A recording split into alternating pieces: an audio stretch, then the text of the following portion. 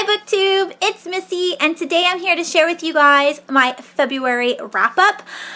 February was an excellent month for me. I went from like 5 books in January to 13 books in February, so yay! Super excited. I'm hoping to read more in March. That would be excellent since my TBR for March is massive. I didn't count, but I'm sure it's more than 13. So what I'm going to do is I have 1, 2, 3, 4. I have 5 books that I have not done a review on yet, so I'm going to leave those books towards the end of the video so I can give you a little bit of a review for each one of those books, but I will talk about the ones briefly for the videos that I've already talked about. Does that make sense? No? You want me to do it again? Okay. So I will go over quickly the books that I have already read and have made reviews for, and then I will leave all those links down below, but I'm just going to briefly show you pictures or books and move on. That way I have time for reviews at the end of the video. Better? Hopefully? Okay, let's get started. So the very first book that I finished in February that I actually made a review for is It by Stephen King. Look at the gorgeousness of this mass market paperback. I hate mass market paperbacks. So Hodder Publishing for the UK, you did an excellent job at grabbing my attention and making me read this. Thank you. It's amazing. I will leave the link to my full review and all of my vlogging down below. This was excellent. I gave it 4.5 stars because there's a tidbit at the end that's pretty disgusting. That's it. Next, I read a total of 6 graphic novels for the Rainbow? No, it's just Rainbow. Rainbow-thon 2.0. That was super fun. I will leave the link for that video down below. I had to turn all of these books into the library, so here are pictures. The first graphic novel that I did read was The Lunch Witch. I gave this one 5 stars. I absolutely loved it, and it's a middle grade graphic novel about a witch and how she is a lunch witch, you know, for an elementary school. Can't wait for the second one. I think it comes out this year. The next book that I read was Jellaby. I don't know the authors for all these people, sorry, but because I returned the books. But you got the video that I will leave down below that will talk all about that. So, Jellaby, it's a middle grade about a monster. I gave this one 4 stars. Love the illustrations. Super, super cute. Next book I read was Baba Yaga's Assistant. This one was illustrated by Emily Carroll, which I thought was fascinating because I love her illustrations. And the book was super cute, and it's also middle grade, I think, or maybe just YA. I'm going to go middle grade. And I gave this one, what did I give it? I gave that one 4 stars. See, I guess I don't need the book holding up the tripod. It just seems like a little crooked. All right, the next graphic novel I read was Saga Volume 5 by Brian K. Vaughan and Fiona Staples. This one was way better than Volume 4. I gave this one 4 stars. You learn a lot more about some of the TV people. So, and then there's that dragon scene, which was, you just need to look it up, okay? Get the volume and look at the dragon. Ew. All right. The next one I read was Over Easy, which was a nonfiction graphic novel, and it was also an adult graphic novel, and I gave it 4 stars, and it's about a woman's life as she worked in a diner in her 20s. I really enjoyed that. And the very last graphic novel that I read during the Rainbow-thon was The Wicked and the Divine, Volume 2. I gave that one 4 stars. I really enjoyed that one, and it just gave you more backstory on all of the gods. All right, so on with the other book that I did a video for, and that is Nosferatu. I just put that video up a few days ago. So if you are interested in listening to a review about that book, click the link down below Joe Hill, who's the author of Nosferatu, is Stephen King's son, and they write super amazingly. I love the scary, creepy, just no of everything that goes on in their books. All right, was that it? I think that was it. Okay, on to the longer reviews. Oh, by the way, Nosferatu was a 5 for me because it was pretty good. Okay, so the first book that I actually finished in February was Spiritbound by Rochelle Mead, and this is the 5th book in the Vampire Academy series. I read this with Penelope. It was awesome. Okay, so here's the thing. I gave this one 4 stars. And normally I give all Vampire Academy books 5. But this one, Rose, wow. She really, really irritated the hell out of me for like the first 100 pages, 150 pages, something like that. I was thinking, Rose, you know, you did this in the last book. You really annoyed me in the last book. But this one was just as bad.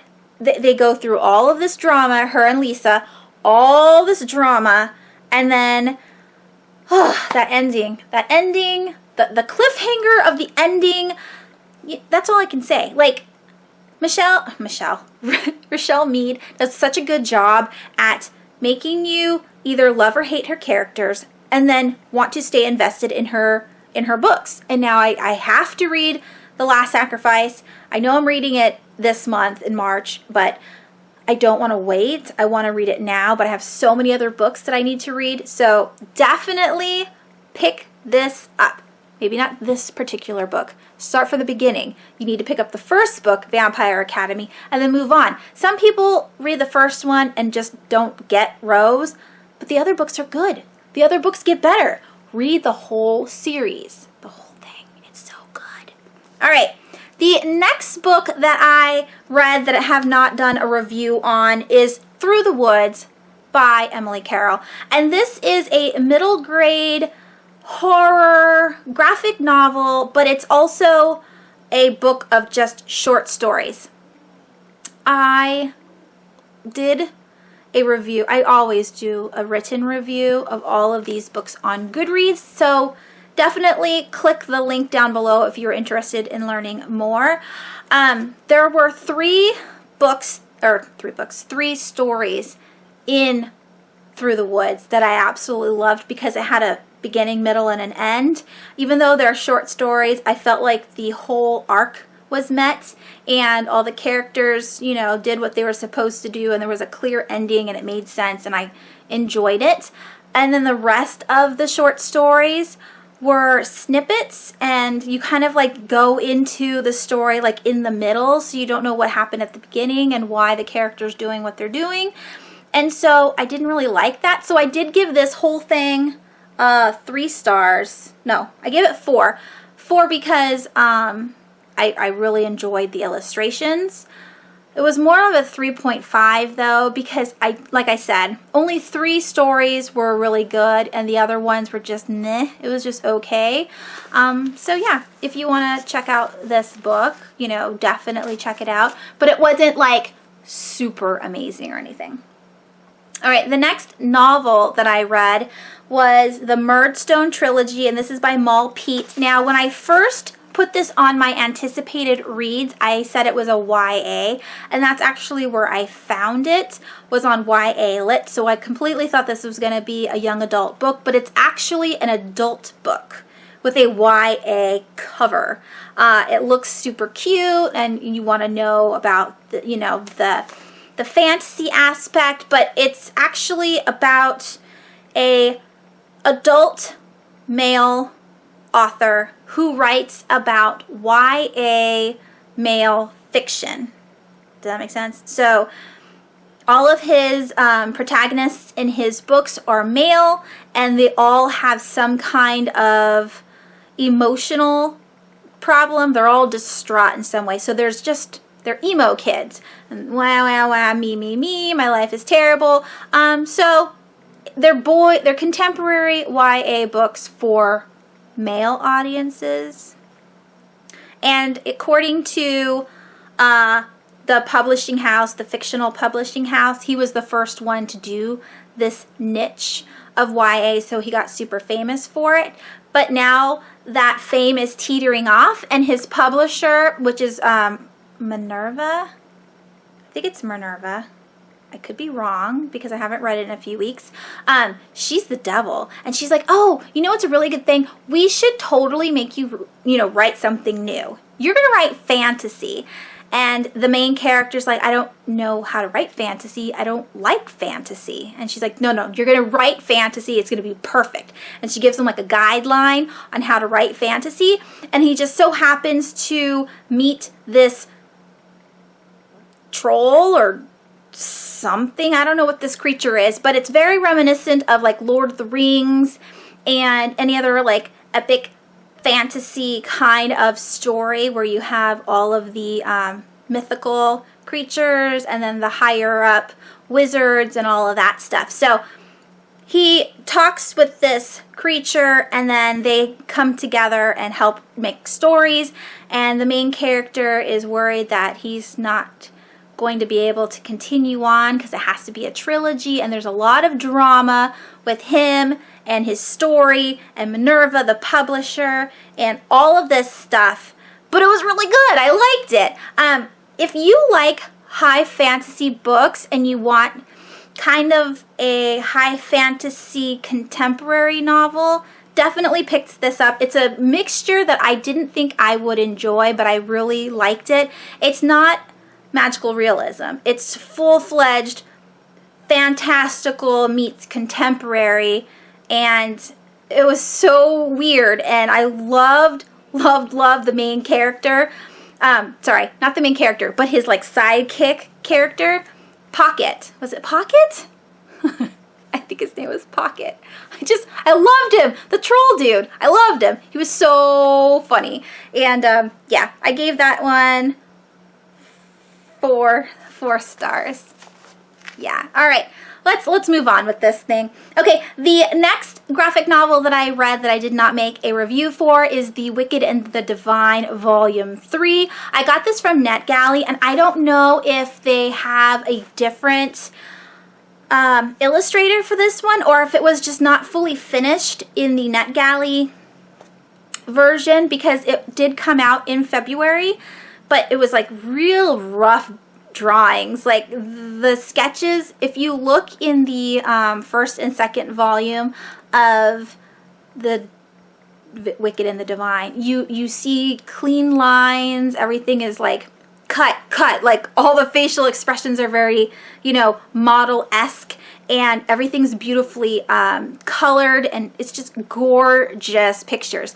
And in this one that I read, volume 3, everything was really bubbly, and it wasn't as nicely drawn. So I'm thinking that this was like the rough draft that they let us read ahead of time before the final graphic novel came out. I didn't like this version, not this version, but I didn't like this volume as much as the other ones. I gave this one 3 stars. I felt it was like a filler before you got to volume 4. Not a lot happened. One of the main characters was like being bad, and I didn't understand why. It's not very forward on how the book is going to progress, like the storyline. Like, why is it starting like this, and why is there like this new change happening in the middle? What's it trying to get to? I don't know what's going on. So there, that's it. And the very last book that I read in February was Soulless by Gail Carriger. Here is one of the vlogs that I made for this book. Unfortunately, I didn't make any more vlogs, but you can have a little bit of what I already talked about. Hi BookTube, it's Missy, and today is update 1 of Soulless by Gail Carriger, or Carriger, whatever. I love this book so far. I am currently on chapter 4, and Alexia Terabody is just amazing. I love how witty she is. It reminds me of Elizabeth Bennet from Pride and Prejudice. How she's like, I don't need you. I can do it myself. you know, books are important, and I just love that. And so right now she is, well, in the fourth, well, what chapter am I on? I just bent my page. Yeah, I am on chapter 4. So in chapter 3, and even a little bit in chapter 2, she is freaking out on Macon, who's a werewolf, and like people are like, well, what's wrong with Macon? And she's like, he's a werewolf. And they're like, but you guys would be a cute couple. And she's like, ew, I don't need a man. And it's just so funny. It's so funny, and I love this book. And I can't wait to read more. Yeah, that's it. You see, I don't know if you can see that, but this white stuff isn't supposed to be there. And through reading it, I slightly broke the spine, and some of the sides are coming off. And I kind of bent this on accident, so there's like a bendy mark there, which means it was well loved. I gave this 5 stars. If you guys haven't picked up Soulless by Gail Carriger, this is the first book in the Parasol Protectorate series.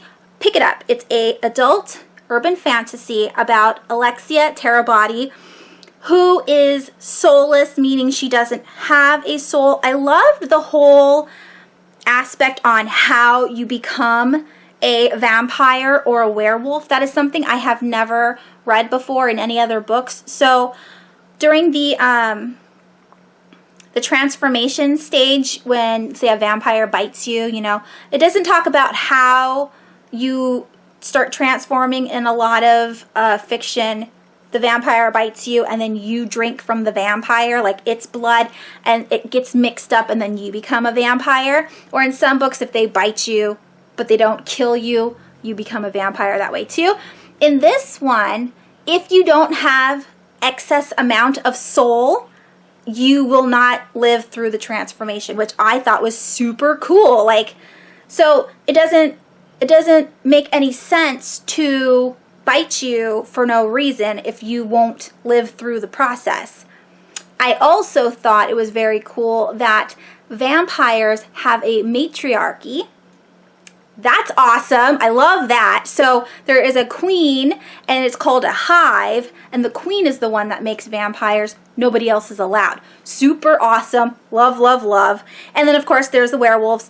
And I normally don't like werewolves, besides in True Blood or the Sookie Stackhouse books. I don't like YA werewolves, but I do enjoy hunky, manly adult werewolves. So Macon is amazing, and he is the head werewolf of London, the alpha male, and Alexia and him always fight. They hate each other, or do they? I just loved the chemistry between these two characters. Ugh, I loved it. I loved it. It was so good. I could feel the heat radiating off of their bodies even though they don't know it. It's just like electricity bolts. So great. And Alexia is just so good. She doesn't let you get the last word. She's like, I want to know the answers. I want you to be quiet.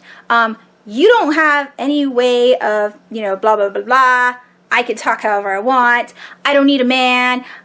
Love that. And she's a spinster because nobody wants her because she's Italian.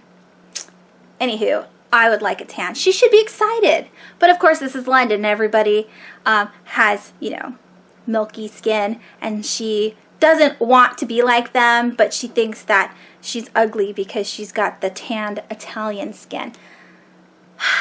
I could go on and gush about this, and I really wish I would have actually made a video of just this, because that would have been fun too, but I don't have time. So, sorry about that. Definitely pick up this series. Everybody talks about it on BookTube, and it is definitely worth the hype. So good. I can't wait to pick up the second book, which is Blameless, I think, or Changeless. One of those two. I'll leave a picture here. What did you read this month? Were you happy with all of the books? I only gave one. Yeah, I only gave one book 3 stars, and I gave 3 books 5 stars. So that's really cool. So yeah, and that was all 13 books that I read in February. Thanks for sticking with me through all of them. I hope you have a wonderful weekend, and I will talk to you soon. Bye.